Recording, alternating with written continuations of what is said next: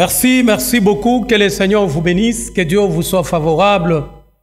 Nous revenons encore une fois aujourd'hui au devant de vous dans notre émission La vie de Jésus-Christ. Je glorifie le Seigneur pour cette opportunité qu'il nous accorde encore une fois. Vous savez, le souffle de vie, c'est un trésor. C'est Dieu lui-même qui détient le souffle de vie pour tout un chacun de nous. Merci Saint-Esprit, merci pour ton assistance. Alors, je viens encore avec un autre thème, l'adoration et l'idolâtrie. Donc, pendant ce jour, nous allons essayer de décortiquer l'adoration. Nous allons essayer aussi de vous expliquer comment est-ce que les gens se retrouvent dans l'idolâtrie sans le savoir. Alors, nous prenons juste un passage biblique qui va nous aider à entrer dans notre message. Bien-aimés, aujourd'hui, nous sommes dans le livre de Luc, chapitre 4, le verset 5 à 8. Nous allons lire pour la gloire de notre Seigneur Jésus-Christ. Là où tu es, si tu as ta Bible en main, nous allons prendre ensemble cette portion d'écriture dans le livre de Luc, chapitre 4, 5 à 8. Nous lisons pour la gloire de Dieu. Le diable, l'ayant élevé, lui montra à un instant tout le royaume de la terre. Et lui dit, je te donnerai toute cette puissance et la gloire de ce royaume, car elle m'a été donnée, et je la donne à qui je veux. Si donc tu te prosternes devant moi, elle sera toute à toi. Jésus lui répondit, il est écrit, tu adoreras plutôt le Seigneur, ton Dieu, et tu le serviras, lui seul. J'ai aimé, bien-aimé, dans le verset 6, où le diable a dit la deuxième partie, et la gloire de ces royaumes, car elle m'a été donnée, et je la donne à qui je veux. Alors tu vas comprendre avec moi, même le diable, bien-aimé, reconnaît que la gloire dont il parle dans ce passage, c'est une gloire qui lui a été donnée. C'est-à-dire la gloire ne lui appartient pas. Cette gloire lui a été donnée. À la suite, bien-aimé, de temps, ou soit à la suite de notre enseignement, je vais vous expliquer comment est-ce que le diable, bien-aimé, a eu la gloire dont il parle, bien-aimé, dans ce passage. Alléluia. Et j'ai aimé aussi la réaction de notre Seigneur Jésus-Christ, le souverain, celui qui est placé au plus haut niveau, celui qui contrôle le temps et les événements. Dans le verset 8, Jésus, il dit ceci, il est écrit, tu adoreras le Seigneur ton Dieu, et tu le serviras lui seul. Vous savez, Dieu est toujours jaloux de nous. Tu ne peux pas partager, bien-aimé, l'adoration de Dieu avec une idole ou soit avec une autre personne. L'adoration, c'est l'aspect placé en première position dans l'œuvre de Dieu. L'adoration, c'est plus que toute la prière que nous faisons dans la présence de l'Éternel. C'est respirer, bien-aimé, la présence de l'Éternel et partager ce qu'il y a de plus intime, bien-aimé, de Dieu. Alléluia. L'adoration, c'est l'acte premier de tout être humain sur la surface de la terre. L'adoration, c'est un style de vie. C'est un style de vie. L'adoration, c'est toute ma vie. C'est ma passion. Je n'adore pas seulement, bien-aimé, quand je suis les dimanches assis dans une église. Non, non. Je n'attends pas seulement aller à l'église pour adorer. C'est toute ma vie. C'est ma passion. C'est un style de vie. Vous devez comprendre, bien-aimé, la profondeur et la dimension de l'adoration. Alors, nous aurons à vous expliquer l'adoration, c'est quoi? L'adoration appartient à l'Éternel, à Dieu seul. Dieu, c'est qui? Dieu, c'est le Père. Alléluia. Le Père, c'est qui? Le Père, c'est un fondateur. C'est un géniteur. C'est un créateur d'un peuple. Un créateur d'une race ou soit d'une famille. Alléluia. Il est le Père Et il mérite la gloire, l'honneur, la louange et la puissance. Car la Bible nous dit, à toi seul, pas quelqu'un d'autre, à toi seul, la louange, la gloire, la puissance et l'honneur. Il est celui qui est placé au plus haut niveau. Il contrôle les temps et les événements. Il annonce la fin d'une chose avant même son commencement. Non, j'aime le Seigneur. J'aime le Seigneur. Alléluia. L'adoration est l'aspect placé, bien-aimé, en première position dans l'œuvre de Dieu. Alléluia. C'est un style de vie. Il y a beaucoup de choses sur l'adoration que nous allons voir, bien-aimés. Que Dieu vous bénisse. Il n'y a plus rien qui peut avoir une grande portée qu'adorer le Seigneur. Plus rien. Plus rien. Je peux manger comme je veux. Je peux rouler comme je veux. Je peux avoir une grande maison. Je peux, bien-aimé, prendre un vol dans un avion pour aller quelque part. Ce n'est pas pour autant dire que, bien-aimé, à cause de tout ça, je vais oublier l'adoration. Non, non. Quand vous lisez, bien-aimé, le livre de Matthieu, chapitre 6, vous allez trouver la prière de notre Père. Comment est-ce que commence cette prière? La Bible nous dit, notre Père qui est aux cieux, que ton nom soit sanctifié. Notre Père qui est aux cieux, c'est-à-dire, la Bible commence par élever le Père, qui est placé, bien-aimé, au-dessus de toutes choses.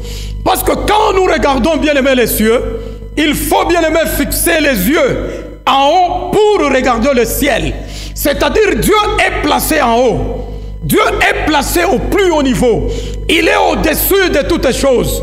Il est à la première position. Notre Père qui est aux cieux, c'est l'image de l'adoration. La prière de notre Père commence par adorer le Père. Et en deuxième lieu, la Bible nous dit que ton nom soit sanctifié. Alléluia. Donc quand tu sanctifies le nom de l'Éternel, bien-aimé, tu les mets à la première place. Quand tu sanctifies le nom de l'Éternel, tu reconnais qu'il est aux cieux. Il est au-dessus de toutes choses. Il occupe le trône le plus élevé. C'est lui qui a la dernière décision. Et la Bible nous dit quelque part dans la tête de l'homme, il y a beaucoup de projets, mais c'est la volonté de l'Éternel qui s'accomplit. Alléluia, chers magiciens, francs-maçons, je ne sais pas, sorciers ou soit sorcières, Jésus-Christ est la porte obligée pour le royaume. Il n'y a aucun pouvoir qui est au-dessus du pouvoir que Jésus détient. C'est lui le maître de tout. Et c'est lui, celui qui est capable de décider sur tout ce qui se passe. Alléluia. Rien qui peut avoir une grande portée qu'adorer le ciel. Je vais vous expliquer une petite histoire qui se trouve dans les livres bien-aimés de Samuel. 1 Samuel chapitre 5, le verset 2 jusqu'à 4, vous allez trouver l'histoire de Dagon. L'homme bien-aimé prend une idole nommée Dagon et place Dagon devant le coffre sacré, devant l'arche de l'alliance. Et quelques minutes après, bien-aimé, l'homme est parti. Et l'homme a laissé Dagon devant l'arche de l'alliance. Mais Dagon fléchit de lui-même devant la présence de Dieu. Nous voyons ici une statue qui fléchit devant le coffre sacré. Alléluia. L'homme revient pour bien-aimer la deuxième fois. Il retrouve bien-aimé son Dagon par terre. Et l'homme relève Dagon et remet Dagon à sa place. Et je vous dis, la deuxième conséquence était plus grave. Non seulement Dagon a fléchi, mais Dagon a été brisé. Sa tête bien-aimée brisée et sommet. Or, quand nous regardons l'homme, l'homme a 5 sens. La tête seule occupe le 4 sens de l'homme. Si tu ne fais pas tourner ta tête, tu finiras mal ta course sur la surface de la terre. Alors l'homme qui réussit la vie, c'est l'homme qui fait tourner sa tête. Parce que la tête occupe les 4 sens de la vie. Nous avons l'ouïe, nous avons l'odorat, nous avons le goût, nous avons aussi l'ouïe, la vue, ok. nous avons le goût, nous avons l'odorat. Les 4 sens qu'occupe, bien aimé, la tête. Alléluia. Or, bien aimé, quand vous lisez très bien la Bible, Dieu, étant créateur, avait, bien aimé, cette envie, avait un rêve de voir un homme selon sa ressemblance et selon son image. C'est pourquoi quand il a créé les arbres, il a créé les eaux, le poisson, les animaux, il disait que c'est bon.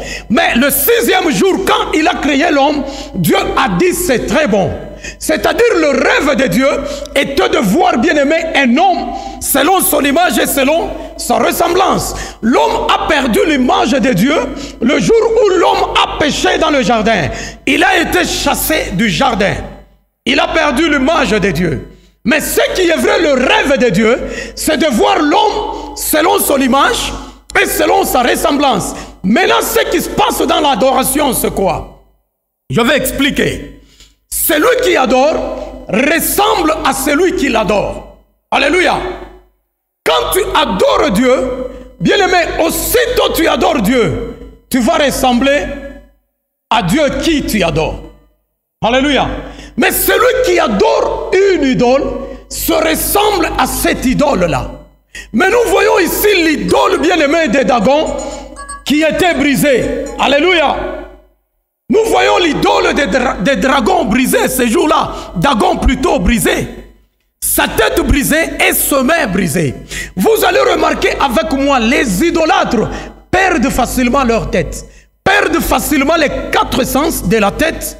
Et le un sens bien-aimé qu'occupe le membre inférieur qui est le toucher. Alléluia.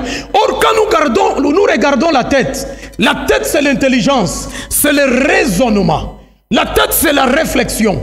Un idolâtre bien-aimé a les difficultés dans le domaine de la réflexion. Sa façon de réfléchir, c'est différent bien-aimé de celui qui adore les dieux créateurs. Parce qu'un idolâtre, facilement, il perd les 4 sens de la tête. L'ouïe, la vue, l'odorat et le goût. Et il perd aussi le sens qui est le toucher. Or, quand nous regardons le main, c'est les œuvres, c'est le travail. Tout ce qu'un idolâtre touche finit par mourir. Rien n'avance chez lui. Alléluia. Il fait semblant comme si ça avance, mais rien n'avance. Tout ce qu'il touche finit par mourir. Alléluia. Mais un enfant de Dieu, la Bible nous dit, c'est la bénédiction de l'Éternel qui enrichit et ne se fait suivre d'aucun chagrin. L'adoration, c'est beaucoup de choses. Les gens bien-aimés nous disent, l'adoration, c'est dire ce que Dieu est. Oui, je n'en disconviens pas, c'est vrai. Mais moi, je trouve que c'est superficiel. Parce que même un magicien, même bien-aimé un sorcier peut dire ce que Dieu est.